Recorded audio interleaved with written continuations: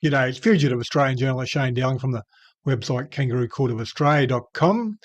Now, the high-profile Toowoomba alleged rapist was back in court today, and we can't name him, but I wanted to discuss a high-profile Channel 7 star who's being charged with paedophilia.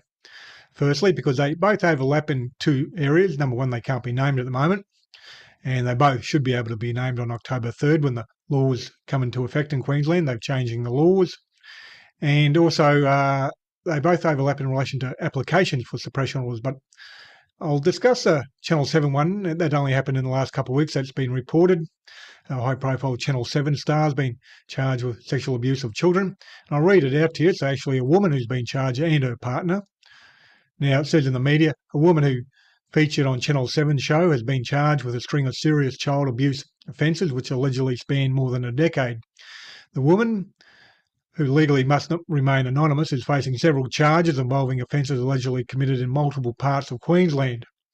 Now, according to the Courier Mail, Channel 7 has refused to confirm whether it will scrap this show that features a woman, so it's obviously still on air, this lady who's been charged.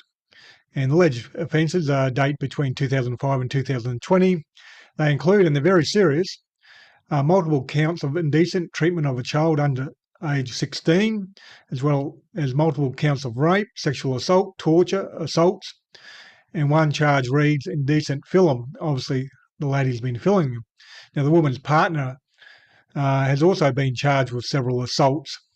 So that lady is still being broadcast on Channel 7. Old Kerry Stokes and Ryan Stokes, who have no morals or ethics whatsoever, they're allowing that to continue. But I suppose the argument might be if they take her off air, it's going to become obvious who it is. But the other argument, they could just can the whole show. I don't know who it is. I've got no clue who it is. I had a quick search, couldn't find the name of the person. But even if I did know her, I wouldn't name her anyhow because it's obviously suppressed at the moment. Now, Channel 9 ran a show on that matter, and they said that the lady's lawyers were applying for a suppression order. And Channel 9 said they fought it and won, but they still couldn't name her. That's because, and I assume it's because of the laws in Queensland where people charged with sexual assault, you can't name them until it's set down for hearing. And that's what's been protecting the guy in Toowoomba. And the fact that the lady, her lawyers applied for a suppression order, obviously to go beyond October 3rd when the laws are changed in Queensland, we can name them. That's obviously what the application would have been for, to get a suppression order so she can't be named when those laws change. That has probably had an effect on the guy in Toowoomba because he was apparently going to apply for a suppression order to go beyond October 3rd, and there was no mention of it today. So what happened in court in Toowoomba today, it's just basically been adjourned until November 1st. And I'll read you a few lines of the media report. It's been adjourned to November 1st, and his defence lawyer, Rowan King, had previously requested a complainant provide 19 months of phone data, including 6 months of data before the alleged rape, which is scandalous. Now, there remains at least 800 pages to review, so for the police to review or the prosecutor to review before they hand it over. So they've adjourned the matter for 6 weeks until 1st of November. But like I said, the Toowoomba alleged rapist was also going to apply for to keep the suppression orders going beyond October 3rd when the laws change. But there was no mention of it today. And I suspect there was no mention of it today because they looked at the Channel 7 matter and the lady there, she applied for a suppression order.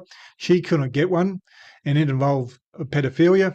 So they would have said, well, if she couldn't get a suppression order involving that, his chances of getting a suppression order aren't any better. So they probably either one, they delayed it, or two, they just not vacated it, but decided not to go ahead with those suppression order application. So as it currently stands, October 3rd is the date when the Queensland laws come into effect. They've been passed by Parliament. They need to be signed off by the Governor-General, and the Queensland Attorney-General has apparently said publicly that, or told the media, that they will come into effect on October 3rd, and they'll be retrospective, so that means people who have currently got matters before the court, they'll be able to be named as well. The Kangaroo Court of Australia, independent media. I publish a website and a YouTube channel on 100% crowdfunded from viewers like yourself, so please support my Patreon account. You can see the link on the Patreon account below this video on YouTube, and it's also on my website. And please share this video on Facebook and Twitter, etc. Thank you for your time and have a good day.